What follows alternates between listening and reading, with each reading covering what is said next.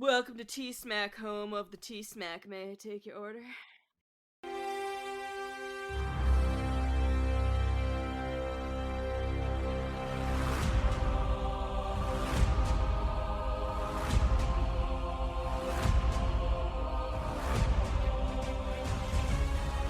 Welcome back, everyone, to another episode of Talking Smack, where we talk superheroes, movies, animation, comics, and much, much more. I'm your host, Josh Scar, and joining me, as always, welcome back, everyone, to another episode of Talking Smack, where we talk superheroes, movies, animation, comics, and much, much more. I'm your host, Josh Scar, and joining me, as always, is everyone's favorite furball, Alex. Alex, how you doing? I did a gag. If you didn't catch it, how many fingers am I holding up behind my back?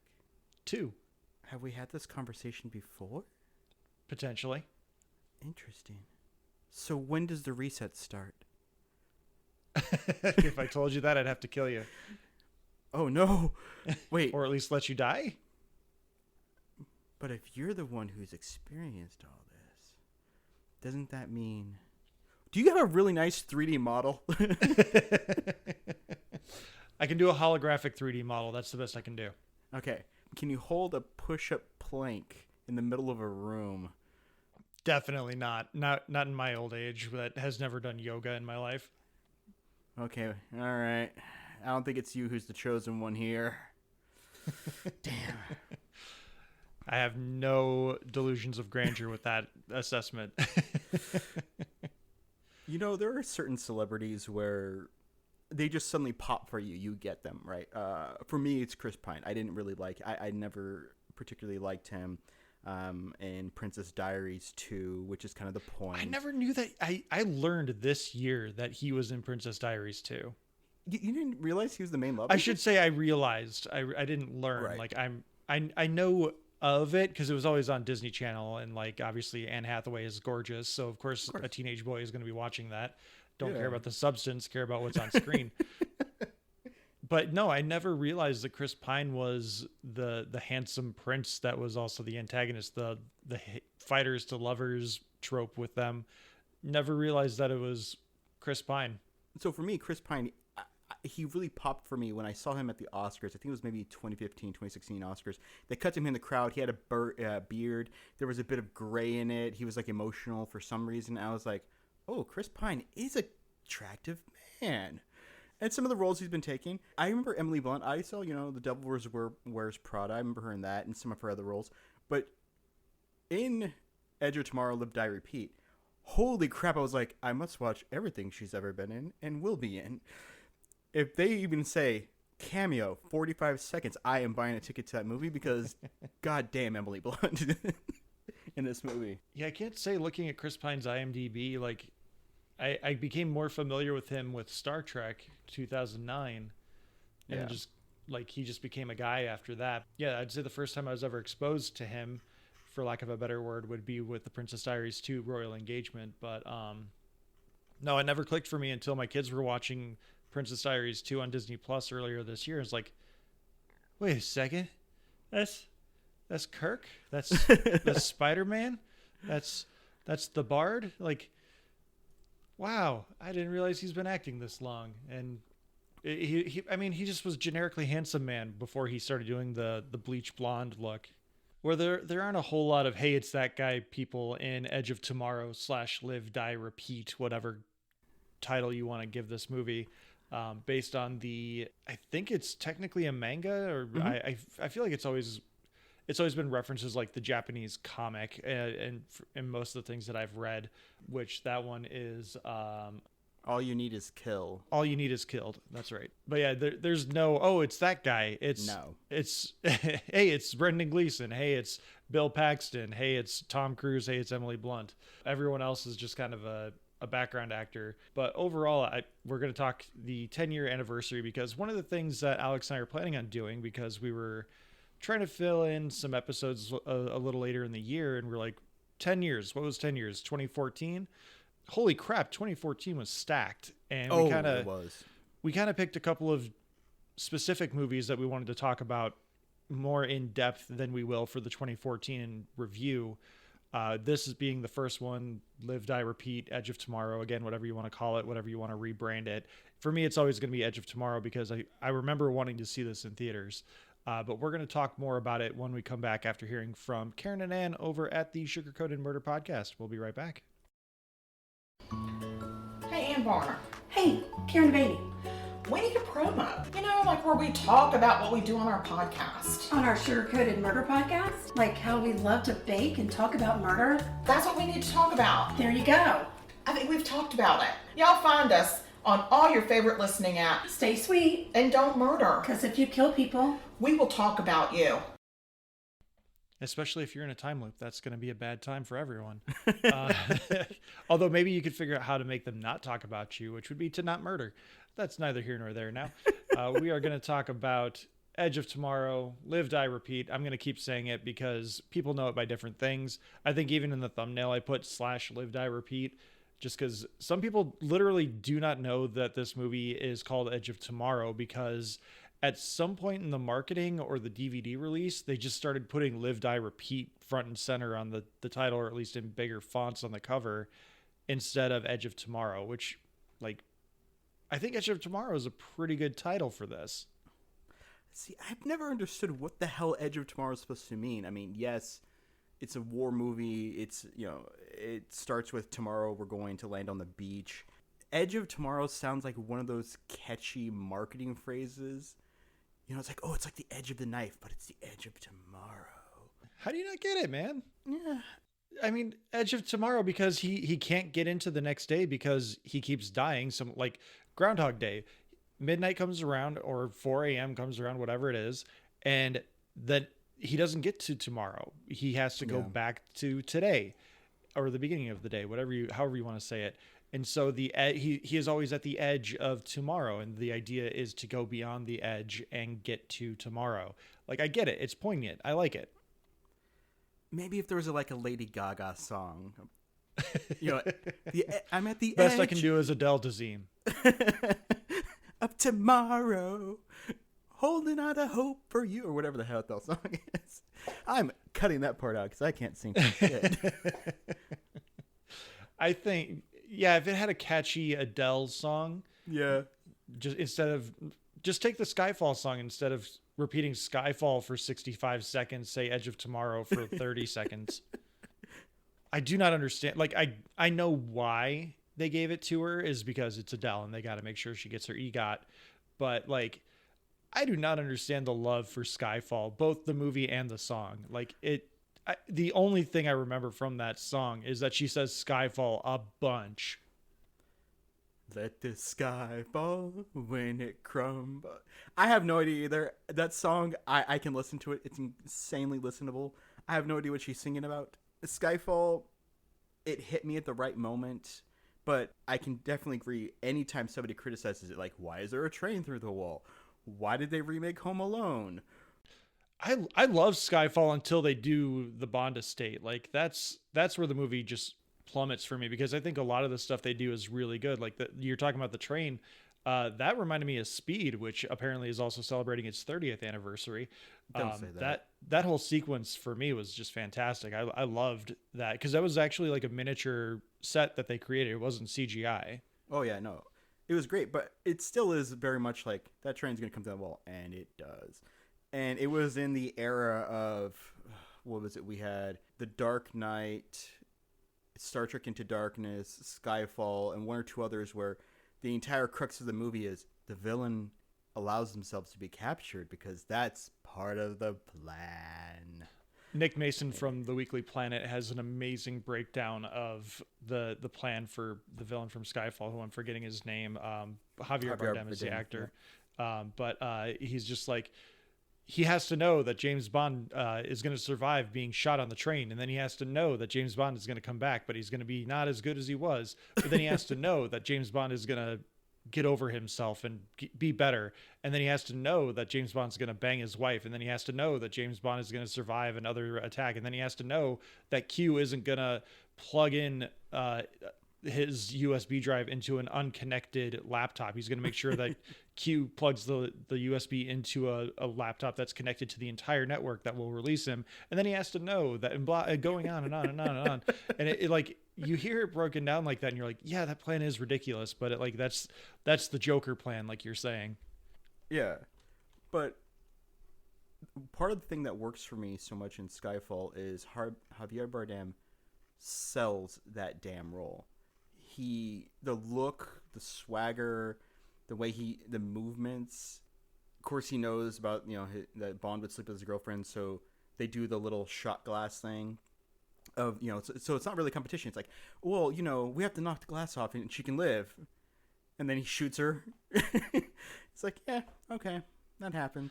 Yeah, I'm not arguing that he wasn't a good villain. I just think that the movie completely falls apart in the third act. But we're not here doing a referendum on Skyfall. We're here talking about Edge of Tomorrow, Live.Die.Repeat, which is maybe like the 5th time we've restarted this episode to talk about this. So maybe we're looping in the wrong way. Well, we're retrying the episode to perfect it. That's what we're doing here. Hit the theme music, let's try. Edge of Tomorrow came out in May 2014. And I remember wanting to see this, but that was literally like weeks before my wedding. And so I did not have an opportunity to get out to the theater because Ricky and I were moving out of our apartment. We were moving in with my in-laws for a little bit while we found a more suitable home for us to build into. I just never had an opportunity to see it. And looking back at the box office and the budget of this, I can see why I didn't get an opportunity to see this, because it had a budget of $178 million and it made $100 million domestically.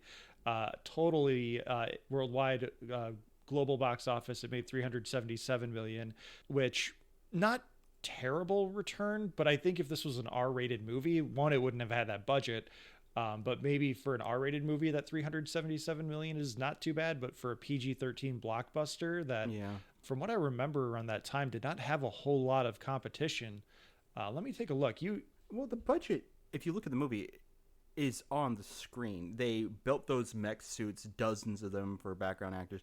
They did a lot of miniature work, a lot of practical effects. When they're running through like the across the beach and through the cornfields, fields and like that trailer park area and stuff, they're actually running in those suits, and it looks great. The mechanisms they built for it. You have Bill Paxton, who's doing just an amazing Bill Paxton role, who's eating the scenery every single moment with his speech over and over again. So you can see that they made a legit effort at a war film, especially since they have to be filming on that beach for over and over and over again. All the explosions, the camera work, the crashing, everything is on screen. There's one moment I noticed when I was rewatching it, that there's a piece of shoddy CGI, and it is a random scene of they hop in a truck and cut across like the airport, so it's like a transition scene, and I'm like, that's a CGI car. That nothing about that looks right. But the rest of the movie, you're looking for these little moments, and it's totally engrossing. It can't be like a Marvel TV show or something where I'm like, where the hell did the budget go? Why is this $200 million? No, the budget is definitely there, and it's not like it went to, the budget was eaten up by all the stars. Emily Blunt was on the rise right then. Doug Liman, I think, was coming off of his second or third big-ish movie. He had done Go, Born Identity, Mr. and Mrs. Smith, but then Jumper and Fair Game weren't as big. It was a few years before Edge of Tomorrow. Budget really didn't go to Tom Cruise because he famously has had a contract where for like the last 30 years where he takes money on the back end. So looking back at the releases surrounding it, like we talked about this, the 2014 was stacked. In mid-May, Godzilla came out, and then the week after that, X-Men Days of Future Past came out. The week after that, Maleficent came out. Then Edge of Tomorrow came out. Apparently it was the first week of June is when it released. The May 28th was like the premiere date. But it came out alongside The Fault in Our Stars, which probably took more of the teen numbers away from the movie. That was big for that was huge. And then How to Train Your Dragon 2 came out the week after. So this just kind of got buried under a bunch of other pop culture stuff that was more prominent at the time. And then at the end of the month, Transformers Age of Extinction came out, which, as bad as that movie is, it still made $1 billion. Snowpiercer came out at the end of the month as well. So there's a lot of stuff that kind of worked against this movie. If it had been in like a September release, it probably would have stayed in theaters until like November, because there wasn't much else. Let's see. Oh God. Yeah, if they had pushed this to like a September 5th release, its biggest competition would have been The Identical. No idea what that movie is. September 12th, that release date was Dolphin Tale 2. Oh And my then gosh. there was nothing September 17th. Maze Runner debuted in September 2014. And the Box Trolls came out at the end of the month. Like this could have had a good 2-month run if they had just pushed it to the end of the summer instead of trying to get that summer box office, and it just got sandwiched between too many other things. The Identical, a 2014 American musical drama film starring Well, it's a musical, that's why it failed. No one knows about it. Ray Liotta, Ashley Judd, Seth Green, and Joe Pantoliano. Joey Pants. I think he Yeah. just had a birthday. Happy belated birthday to Joey Pants. Hey, Joey Pants is fantastic. September 12th, you're right. He's 73? Oh, wow. Apparently. I know Jimmy Palmiotti just posted about it. And a fun little story about how Jimmy Palmiotti's first time ever in like Hollywood, he connected with Joey Pants at some kind of get together, and he's like, "Hey, come back to my cigar bar and we'll just hang out." And is Joey Pants married to Jennifer Tilly, or are they just like really good friends? That is a great question. I feel like they're married. I feel like I've read that. Oh, no, apparently they're just really good friends. Okay, yeah, she's married to Sam Simon. We are not talking about the movie we're supposed to be talking about. Theme song. We're starting over. So, welcome back, everyone, to another Head. But Edge of Tomorrow, it really has lived on more through streaming and DVD sales. I pulled up the DVD sales because it debuted at number 1 on Blu-ray back in 2014 with over 350,000 units sold, which brought in $7.1 million in revenue for that. DVD sales it brought in, it came in second with 192,000, which like this is the beyond the rise of Blu-ray. Like Blu-ray HD video was now the thing, so DVDs sales were just plummeting at that point. But it continues to just like pop up every now and then in top DVD or Blu-ray sales. Like most recently, its best ranking was June 2023, where it ranked 14th in Blu-ray sales, which is a pitiful 2,500 units sold. Ugh. I don't know how that happens. At this point, it has probably sold over 1 million total units, because in that June 2023 rise that it had at that point sold a total of 995,127 units. So between digital sales and physical sales, it has easily cleared 1 million units sold, and I'm sure streaming numbers would support how good this movie is. Like, my father-in-law is a guy who he will sit down and watch this movie just when there's nothing else to watch. He'll be like, okay, Edge of Tomorrow time, because this is a pretty solid plot movie where like you can't nitpick too much from this. Yeah, last night I rewatched it on Netflix, and it was the number 2 movie on Netflix of the day. So people keep rediscovering it, and I appreciate that Emily Blunt, Christopher McQuarrie, Doug Liman, and Tom Cruise have all mentioned over the past few years, like, yeah, the executives have finally turned around. They're like, let's see if we can get another one going. And apparently they have a pretty decent script they're all happy with, but I don't believe it. You don't believe they have a script? I don't believe they have a good script. I legitimately don't know how you make a good movie after this. Like, a sequel does not work in the way this movie ends. And if you're going to do anything, all you're going to do is do an Independence Day resurgence. That is my fear, because, I mean, full spoilers for a 10-year-old movie, but I don't know why it never clicked in my head that the reason why he resets all the way back to the beginning of the film is because he ingests the Omega's blood when he dies. I for some reason, it never like clicked in my head, especially since when his first death with the Alpha, it's so visceral with his face melting as all the gore. Yeah, that's a good effect. I think that's my favorite Tom Cruise moment. The second one, it's underwater, just kind of wraps around him. His eyes turn a little bit black, you know. So there is something there, which I guess they could pursue the whole, well, now have the power of the Omega, and we can go after them or some crap. But I don't want this to go to space. Yeah, you don't want to take the fight to them. If anything, and like the way the movie ends too, like don't they just like Phantom Menace them, where like we woke up today and they're all dead. Yep. Yeah, the just entire system collapsed because the Omega died. Yeah, so the only thing you can do is say, oh, there's something bigger than the Omega. And that's not interesting. No. I mean, especially when you've run the course of the alphabet. You have the Alpha, you have the Omega. Where do you go? The Zeta? The Yada. One of the things I really like about this movie is, Tom Cruise, action star. That's what he's basically settled into that role the last 30 years or so. Some of his best roles in those last 30 years is Magnolia, the overly bravado, sexaholic kind of guy. Collateral, where he's straight up playing the villain. I absolutely adore Interview with the Vampire. Again, charismatic villain role. Lions for Lambs, sleazy senator. But you have this role in Edge of Tomorrow where he's playing just this slimy, cowardly sales guy. And that arc really doesn't completely hit until really late in the film, because he's cowardly about trying to get out of going to war. The entire first few times that the reset happens, he's trying to get out of it.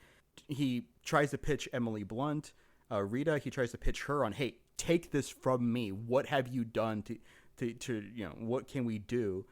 And even then, there's right towards the end of the second act, he just gives up. And I really like that role, is that we don't have the Ethan Hunt guy. He's not the greatest guy ever. He's not altruistic. He's only in it to survive until he gets to a point where he sees there's a solution.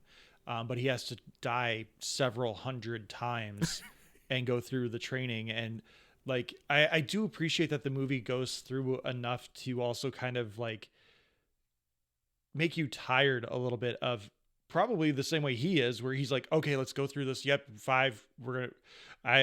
Training. We got to do this. We got to do that. I'm sure he's like, I need this. I need 10 more seconds of this, and maybe something can be different. But he has to figure out how to manipulate everything around him to gain those extra 10 seconds. And again, how could you not become just so weary of having to relive that moment dozens, if not hundreds of times in a row to try and make something different happen? And of course, that is explored a little bit in Groundhog Day, because you see him giving up still in the groundhog, trying to do it before he settles into this kind of like monotony of like dating random people in the town he's in. He's like, it's my favorite movie. How many times have you seen it? Like 198. And you realize, holy crap, you get these little touches. And what I particularly like about this is in Groundhog Day, they show that Bill Murray kind of picks up all these skills because he's just bored. So what does he do? I go learn piano. I go learn ice sculpting. This, he picks up skills because he has to utilize them to remember. And as you said, to get 10 seconds further every single day.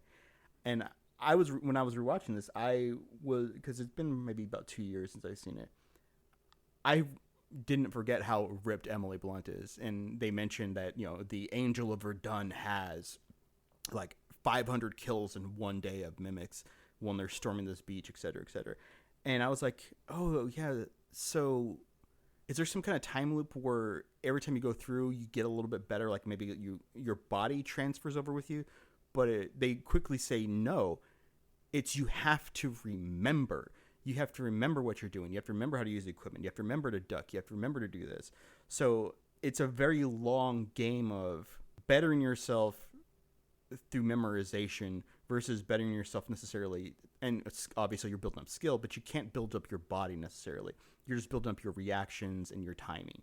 It's mental fortitude versus physical fortitude. And it's like you said, there's not a lot to say negatively about this movie other than maybe Tom Cruise is involved. God damn it. Allegedly. He's not allegedly involved with this movie. He is involved with this movie. I think the only flaw for this movie really that I've still never to this day, maybe you can explain it to me a little better. So Brendan Gleeson is General Brigham. He sets up this like conspiracy to demote Tom Cruise's character, who's basically just army military PR guy. But he gets to have like a high rank because of this. he pisses off Brendan Gleeson's character to the point where he's like, you know what, we're going to knock your ass out and put you on the front lines because that's a good use of military equipment and just making sure we lose someone and maybe kill other people. The conspiracy needed to like create this narrative of, oh, he's a runaway recruit. Like, he's 45 at the youngest. He's not a recruit. Yeah. And like, even if he's been drafted just because he's like physically somewhat more able than other 45-year-olds or 50-year-olds or 60-year-olds, he is still clearly not a guy that has been around for a while. That's not even part of it. Like, yes, the conspiracy, the narrative to say this guy is a runaway, we're going to just punish him by putting him on the front lines. Also, clearing his record, and Brendan Gleeson doesn't do a great job of hiding his accent. So is this just like a global military, or is Brendan Gleeson supposed to be a U.S. military agent who's stationed in London, who is just like, he happens to have a Scottish accent or an Irish accent, or he's just doing a really bad accent, trying to do an American accent? Like, there's a logistical thing with who Brendan Gleeson is and who he's tied with from the military perspective. And I don't understand how he has the power to just wipe Cage's record clean and make him disappear from the military archives. Yeah, so that part, I believe, can be explained a little bit through the opening montage where they say that the creatures landed, I think, like 5 years ago. And so NATO has now become, I think it's the UDF, the United Defense Force. And everybody has kind of like banded together, and we're throwing all our soldiers at this. And Brendan Gleeson's character is the head general of it all. Now, I agree with you. It is a little odd that this very, very public PR guy, he's on all these, they show him talking about how, the new battle suits are great, and we have the Angel of Verdun and all that crap. Yeah, he's doing national and global interviews. Right. And so he ends up in Brendan Gleeson's office, and Gleeson's like, oh, yeah. And he even expresses that if we win tomorrow, and we have to win, once the body bags start showing up back into everybody's nations, they're going to look for somebody to blame. So you're going to help me like spin that. And he's like, oh yeah, we can do some press and blah, blah. He's like, no, you're going to help me by being embedded. And that's when Tom Cruise is just like, Cage is all, yeah, no, I'm good. And he tries to blackmail him, take off. Now, the disappearing him, I can kind of understand, because they say that Bill Paxton, one of his first things is like, this base is on lockdown. Nobody's calls in or out. So that I can kind of understand. I do think there needs to be a little bit more of an explanation of, did Cage piss off a lot of people? Because to take like this top reporter and all of a sudden be like, yeah, you're demoted and you're just a private, you have no PR, like he should have if he's being embedded, you think he would have like a PR team, some camera people. Instead, it just seems like his goal was, yeah, it's gonna be you by yourself. So that part's really odd, and I kind of wonder if maybe that is a little bit of backstory that was cut off, and maybe is kind of hinted at with the whole, when he talks about his career, it's like, oh yeah, before I only did ROTC, Cage says I only did ROTC in college, and then I had my own PR firm, but it went under, and there's an invasion, so I volunteered. So I wonder if maybe something in there is like he pissed off some people, his thing went under. I don't know. Yeah, I'm not sure. It's like I said, it's a little nitpick, because it's not the point of the movie. The point of the movie is that now he's been demoted and like his whole record has been expunged or like erased from their records, or they just refuse to look at it because he's been described as a what's the word? Not deserter. A deserter.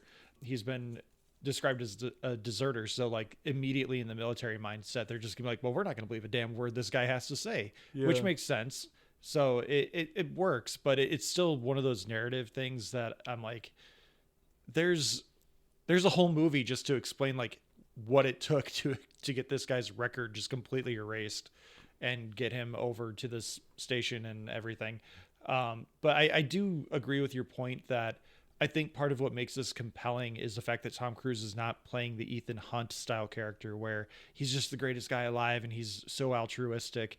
and he's a savior, which like, yeah, he becomes a savior by the end of the movie through pretty good plot narrative. Yeah. It's not just like, okay, well, he's just the greatest human being alive and everyone's raising him up to be that.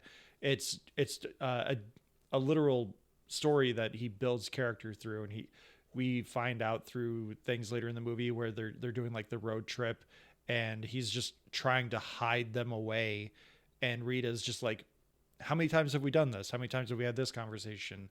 And he's just trying to save her because through the course of however many times he's lived through these events, he's fallen in love with her, which again, also gross. Like, Cruise is 30 years Emily Blunt's senior. Don't need any of that. And I am glad that there is no kiss at the end. It's just like a knowing look where he looks at her and he's just like, I survived and you survived. Hooray. Oh, that one. Yeah. Because yeah, she obviously is just like, who the hell are you? She wouldn't have any idea of any of that. So like, he has to, luckily she's gone through similar things, so he doesn't sound crazy where he's going to walk over and be like, we fell in love over the course of 10 hours. So you mentioned the farmhouse, and I really like that sequence because their ultimate plan is to try to get to the Omega, which I love that ends up being a bit of a red herring, that the Omega is tricking them into this, like, into isolating themselves so it can kill them or take their power back, or however it's supposed to do it. I do really like that, but I also really like the farmhouse because in a movie like in a typical action hero role movie, the female lead is either subservient to the male, or she kind of has her own thing going on, but ultimately he still has to save her. No, this role of Rita is, she always has conviction and agency. And I love that in the car, there's a sequence where they're in the car, and he's done this a few times, and he's trying to get to know her. He's like, oh yeah, you told me about this and your sister. And she's like, I don't have a sister. Maybe I'm just trying to get you to shut up. Oh, you told me your middle name was whatever. That's not my middle name, you know? But then he finally needles her a little bit with this person named Hendrix. And that's when she goes a little defensive of like, okay, maybe we've been through this way more times than I thought. Because every time he shows up, it's brand new for her, and he has to convince her really quickly, but she buys into it because I've had to do that. She talks about her pain of struggle of dissection and madness and psych ward, which, by the way, when you realize that she's been put in a psych ward for having this ability, that means she had to kill herself somehow in the psych ward, which then I just realized, it popped in my head. I just realized that plays up. And later in the film, after he loses his powers and he's strapped to a gurney, he's struggling to get out of it, and she slides over and says, I got out in 3 minutes flat. Yeah, that would make sense. If she was in a psych ward, strapped, dissected, all that stuff, she would have eventually figured out how to get out of it and take care of herself. Which, good storytelling. Yeah. But as they're traveling together, and as you said, he's falling in love with her, she is still cagey. She is still like, I am now a tool that you are trying to use. I am not a tool. And then she basically kills herself he's like, if you get in that helicopter, that thing's going to come, it's going to kill you. I'm going to watch you die again and again and again. And so she's like, fuck it. This to me is an endpoint. We're resetting. And if I have to reset by killing myself because you won't let me kill you now, I'm doing this. And I love how strong of a character she is, that she makes decisions for him, not because of him. Yeah, because she's more focused on the mission, where he's more focused on the relationship of everything. Yeah, he still has not gone through it enough to the point where he has kind of become a little more cold-hearted, like she has. This isn't related to anything necessarily, but one of the things that always like engages my nerd mind is like, what happens in these timelines, or like, this is probably just like the time travel mechanic of this is just that there's one time and it just flips back every time. You get to a certain point in the book and you just move the pages back over. Like, it's not branching timelines or anything like that. But it always makes me curious of like, the one where he breaks his leg and he's just like, oh, it's fine. It's fine. It's fine. She's like, nope. And then she just shoots him in the head and reset. Like, what happens the rest of that day? Like, she just killed someone in cold blood in the middle of the day before the battle. Like, what happens to her after that? Like, I want to know more about that day. And like, there's so many other things. Again, just like when he rolls under the tire, which I love when they start doing the reset montage, once he starts realizing things and how he's trying to figure out the pattern to the day. Mm-hmm. And the first time we see him try to roll out from the push-up sequence, and he just gets crushed, and we get a quick cut to Bill Paxton going, ugh.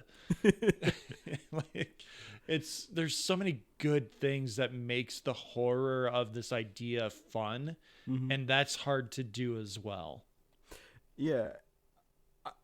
I love those montage sequences because it is just fun. You know, it's like, you know, Groundhog Day, he drives off a cliff, he drops a toaster in the oven, you know, a toaster in the bath with him. And that is part of the joy of it, is that you are enjoying that he's learning, that she's training him, but you're also taking just a little bit of joy off of her just chasing him down, like he's crawling away, like, I think I broke my back or like my leg and all that stuff, and she's walking over and just shooting him. But you're also getting frustrated because as they start, the edits become quicker and quicker, you do sense his like frustration of like, good damn it, you know. But one of my favorite ones is when later on in the movie they've escaped to go see Brendan Gleeson to get the item that is needed to hijack into the Omega and actually see where it actually is. And so all these guards are on this staircase. They think they've gotten away, but they haven't. And so they're surrounded on this in front of this building, and she just casually just looks around like, yep, there's no way out of this, just whips out the gun, just shoots her right there. Yep. which leads to your thing of, does she just get arrested right then? Does everyone Yeah, go, like, what happened the rest of that day? Like, I want to know what happened where everyone just went, what the hell? Yeah, she just killed her accomplice. What's happening here? Because she is the angel of Verdun. So do they just kind of like brush this under the rug? It is in front of a lot of people, which is something I noticed and absolutely do love. Is I believe it is from the anime novel, is that she is called the Angel of Verdun, but I believe in the anime she is called the Full Metal Bitch because she has this, you know, her suit of armor, her weaponry, and I think that's alluded to on one of the posters. Yeah, they call her, it's spray painted on one of the posters for her. Yeah, and so as that sequence is going, and he sees that like almost immediately when he ends up dumped on the base, and you see it kind of go by, and they introduce her very quickly with that badass montage of like she has her own flanks of guards. But as the killing montage goes on, and he keeps waking up, getting angry and angrier that she keeps killing him, I do love the just subtle zoom up of like, get up, Magnet, and then you see the bus, but the zoom up on the poster gets bigger and bigger until bitch is almost complete. It's almost a complete screen. Yeah, it's a good way to convey like his emotion and feeling towards her in that moment. There's Doug Liman does a great job with everything in this movie. And like, again, everyone knows that listens to this regularly that I am not the biggest Tom Cruise fan. I know he plays a big part in the behind the scenes stuff too. Yeah. I think this might have been one of the first movies where he really started taking control as the producer. Like he wasn't just funding it like he had been. Like this is one of the first movies where he started doing his Tom Cruise bit of like, we are making movies, people come here to see us, and we are doing them a disservice if we don't make the best thing ever. And like, kudos to him for being that devoted to the role. I still think he's a horrible person, and legitimately, like, I do hate having to talk well about a movie that he is in, because I have my personal things, but I don't want to not talk about this, because I do think in terms of just like the movie and the art, it is something that needs to be discussed, because like we said, 2014 was stacked. The Winter Soldier came out that year. This didn't even make as much money as Maleficent, which is dog shit, in my opinion. Like, Maleficent is not good. I think it's visually very stunning, but like, people shit on Avatar for having a very basic story with great visuals. Maleficent doesn't even have basic good story. It's a bad movie with really good visuals.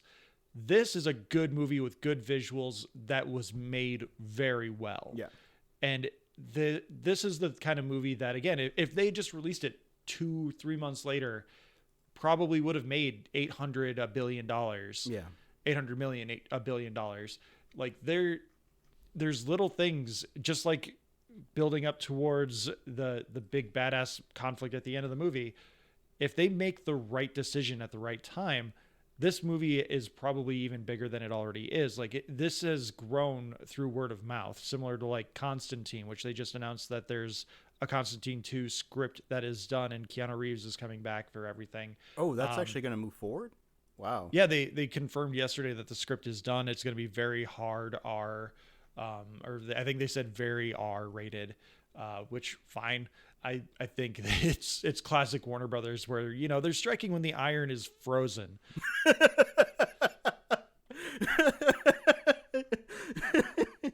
They also confirmed that Wicked Part 2 is coming out. They just haven't confirmed like what is the product of that, which I still don't understand what they're doing there.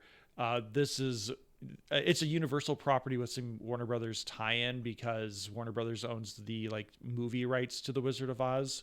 So Warner Brothers has to be involved in some fashion. They still won't market it as a musical. And we don't know what the hell Part 2 is going to be. But getting back to the point, Edge of Tomorrow, very good movie. It does not need a sequel. I know they're going to try because they're doing everything else to make a sequel out of everything else that was mildly successful or popular. But this is a movie that it doesn't make sense to do a sequel because you can't just go, oh, well, he has time travel again and we have to redo everything. A different character has time travel. Rita has received time travel again. Now we're going to see everything from her perspective. If you're doing a prequel, like with Verdun, okay, I'm kind of interested in that. I want to see the psych ward stuff. I want to see that sort of thing. But if it's just a direct sequel, no, thank you. I don't need it because this, as it stands, is pretty close to a perfect movie. You don't need to do a sequel. All you're doing is watering down the concept and the novelty of it. The only real nitpick I have for this, because the music is good. It's the music is by Christopher Beck, who also did some of the music on Frozen. He's apparently just quietly a really great composer.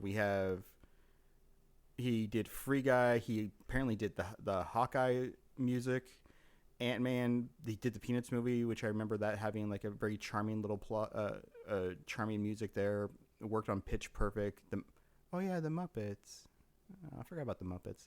Anyway, the music's good. The direction's good. Life's a happy song. There's someone by your side to sing along. Yeah. The visuals everything is very strong. You do have that back, of course, because it's a military movie. You have to have that background cast. So you have the tough person, the cranky person, and I don't even remember their names, but they play their roles and they play them well. And you have that for a quote unquote Groundhog Day movie like Happy Death Day and stuff. It's good. It is very watchable. It is very compelling. My only complaint is towards the end, when they have to do the battle at the Louvre. That does drag a little bit because they want to raise the stakes by killing off everybody but Rita and Cage, to show the sacrifice. We're losing all these people, and this time it's permanent kind of thing. And it's a little long, but that's fine. It's a very watchable movie. It's under 2 hours. It is fun. There's emotional stakes. You do get the character journey from everybody because Rita has such agency and she tells about like how many people she's lost and everything that happened with her. You see Cage's arc very well. Now, Josh, you did mention that a prequel could be interesting following the Angel of Verdun and that battle and stuff like that. Would that include her trying to get rid of the power? I tried everything. Have you tried? You mean sex? Yes. How many times? I don't think I need that. That's easily implied. You don't need like an overt sex scene because it's not interesting to the story anyway, other than it's a great gag though. It's a great line. It is. He doesn't want to say it and she's like, "You mean sex?" Yes. And then he's like, how many? And then she's just like kills her. Which I do love that. It's because death is so meaningless to her because of her reset now time. Now she knows somebody who has powers and she knows how to reset them and she doesn't give a shit. It's like, yeah, we're starting over. I do really want to explore that, Josh. Like, how long do you think the reset lasts? Because we know it's not immediate. It's not as soon as you're dead that the reset happens. Because as you said, with Bill Paxton going, oh my God, looking at whatever's left of Tom. But there's always like a little moment. Do you think it's like 20 seconds, 10 minutes? Yeah, I don't know. I wonder if it's like Groundhog Day rules where it goes until a certain point in the day and then it resets. Because like, I think Groundhog Day, they have a moment where Bill Murray is just awake and he sees the clock roll over to 12:01, 12 whatever. Yeah. And then he finally falls asleep and he wakes up the next morning and he's, damn it. Yeah. So if the reset could be when the alpha gets killed the next day, that is a long 24 hours of her being like, so you just killed the guy? Yep. And then what does she do with her day after that? Like, okay, I know the reset's eventually going to happen because he told me so. I'm going to try to does she give up? Does she make a break for it? But then she's stuck in that loop of not knowing. So then every time she makes a break for it, she doesn't know if she already did the same thing. Now my head hurts thinking about this. Thanks, Josh. So getting back on track, I do want to, there's one more like fun thing I want to talk about. Then there's one gripe that I do have about the movie. The fun thing is I do like before he realizes he should go see Rita and find her and train with her and like try to figure out what's going on, when he's just trying to convey to Bill Paxton and the rest of the squad that like this is going to be a massacre, and like he does it for like 3 or 4 straight tries, and there's the one point where they like just duct tape his mouth and he's just like I like that part because that's it speaks volumes to like how little they have patience for someone who they perceive to just be trying to get out of getting out of this mission. But if there's one thing beyond just the presence of Tom Cruise in this movie that I don't enjoy particularly, I don't find the mimic design very interesting. Like, it's better than the manga. I will say that. If you look it up, it's just an orb with some sticks underneath it and some teeth. Yeah, that's weird. It's not a great design in the manga, and I don't think it's a great design in the movie either. Like the biomechanical concept, like I don't think it's extraordinarily interesting. I think it was maybe more of like a cost cutting measure, because like the movie does for certain sequences have kind of an MCU palette where everything's kind of more on the gray scale, and it probably helps them hide the overt CGI-ness of their design and them being on screen. But it's not something that they take the time or care to tell you like what they are, who they are, as terms of like biomechanical whatevers. I just the idea of them being part machine or seemingly being part machine in some fashion, just I never found that appealing or interesting. So it's something that it either makes me want to know more about them, or it's something that just I really wish they had done something more visually interesting with them. Yeah, the mimics, to go back to Independence Day, we get that explanation, like of in Independence Day of what they are, and he's like, and the president's like, they're like locusts. They just go to planet to planet and consume everything and then move on. We don't know why these are here, other than they speculate that. Which, by the way, that actor Noah Taylor, who is like Rita's right hand man, because he's the only person who ever believed her. I like that actor. He's in Paddington 2 for all the Paddington fans. So there's a lot of just speculation because they've never seen the mega. They just believe there is one. The design of the mimics is very, to use, reference to Matrix, it's like Squiddies. Yeah. And so they're not that compelling. There are a few moments where I find them compelling. When Cage goes to the dam and realizes he's been trapped, one of the little mimics calls in an alpha mimic, and they do this like weird flutter thing where all like the tentacles can like go out at once and like it like chirps and calls. I was trying to figure out like what is the point of that. because it seems scared of Cage and not sure what to do, so it needs the alpha because that's what it's there for. But I don't know.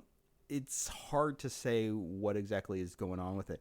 I think the Omega is vaguely interesting just because it is this submerged device, brain spinning, but other than they're terrifying as hell, and I sure as hell don't want to fight one. I got nothing. I mean, they can go underwater. They can go through sand. They spin around a lot. They move very quickly. Don't know how I missed it, but when they are invading, the reason why they're getting hit is that the actual mimics themselves can fire something. I don't know why, for some reason I always just assumed it was like debris hitting them, or like they had like defensive posts, but they don't, which doesn't make sense. They don't build anything, but they are themselves firing them. Yeah, I think it's more just like it.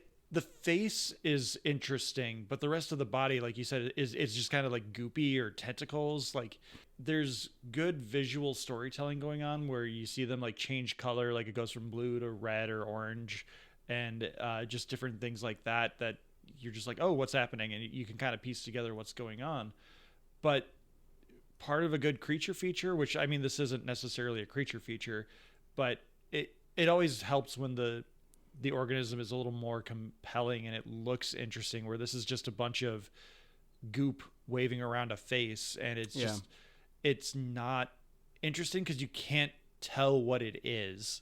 Whereas like when it's fully formed, and not the mimics particular in this, but like when a creature design is fully formed and interesting, you can kind of build your own backstory on what it is and like how it works, where like I said, this is just a biomechanical tentacle monster that is just here because the story needs it to be here. Like there's nothing overly engaging or interesting about it. Yeah.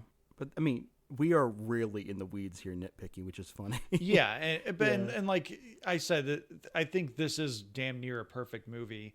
I think there are little things among them. Like I said, this is not, the mimic is not like the main point of the story. It's just the obstacle in the story.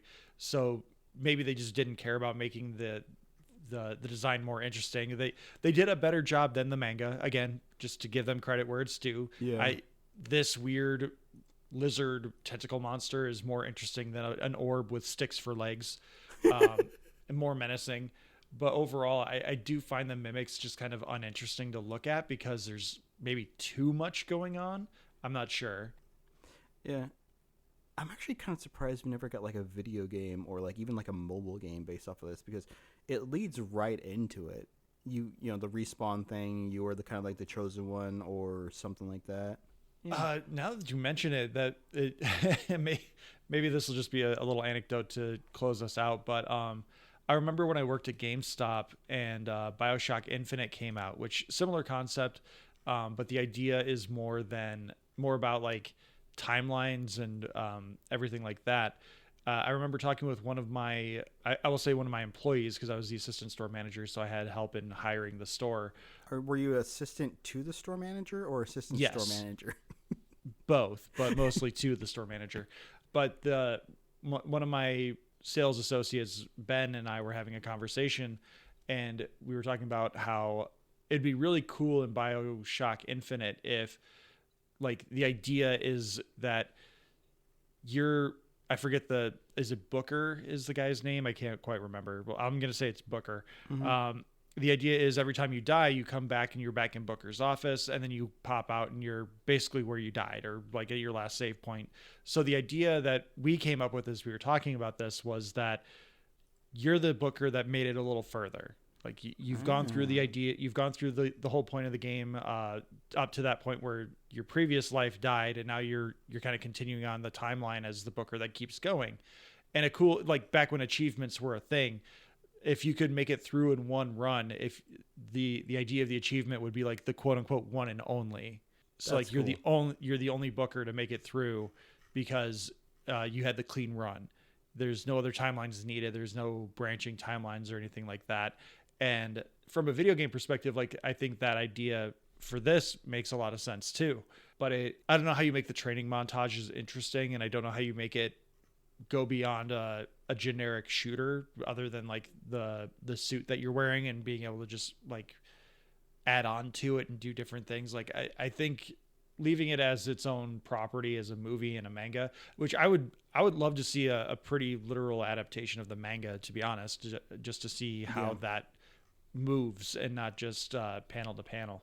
But overall, I think, again, this is a must see. It's on streaming platforms. It's probably a pretty cheap rental. Definitely check out Edge of Tomorrow, Live, Die, Repeat, whatever you want to call it, if you have not already. Yeah, it's a good movie.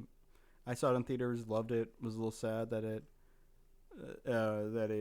didn't get a sequel or anything, or even like the recognition it deserved for a few years. Mm-hmm. But it's fun, and like I said, Emily Blunt is lovely.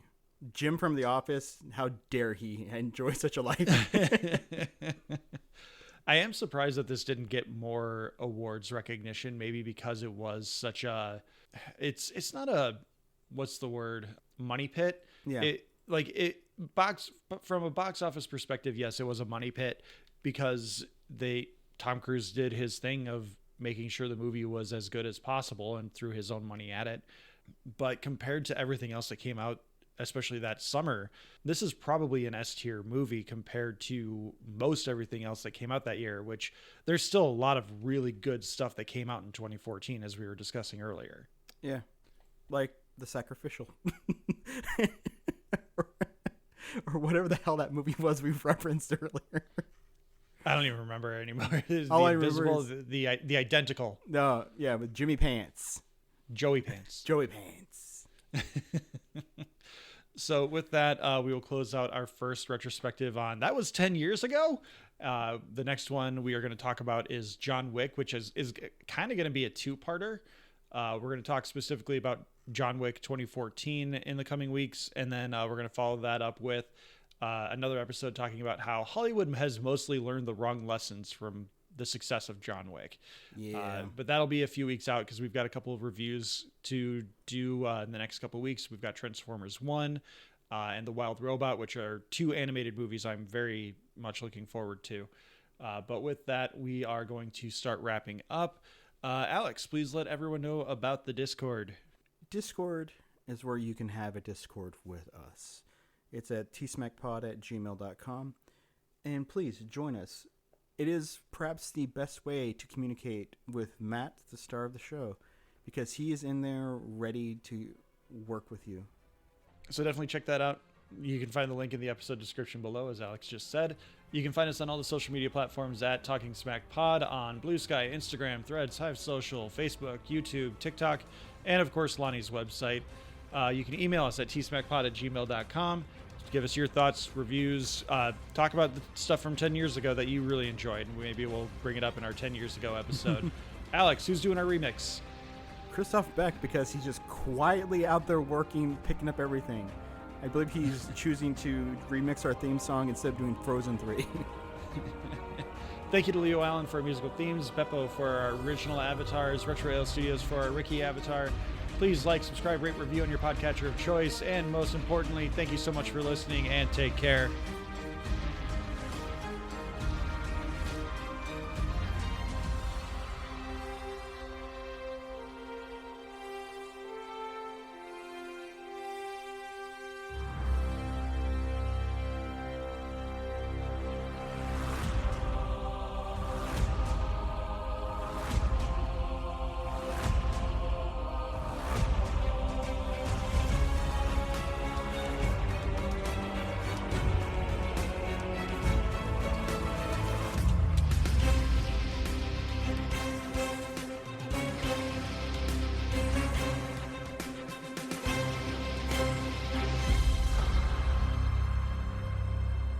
Welcome back, everyone, to another episode of Talking Smack. Watch Star Trek. Who loves T-Smack?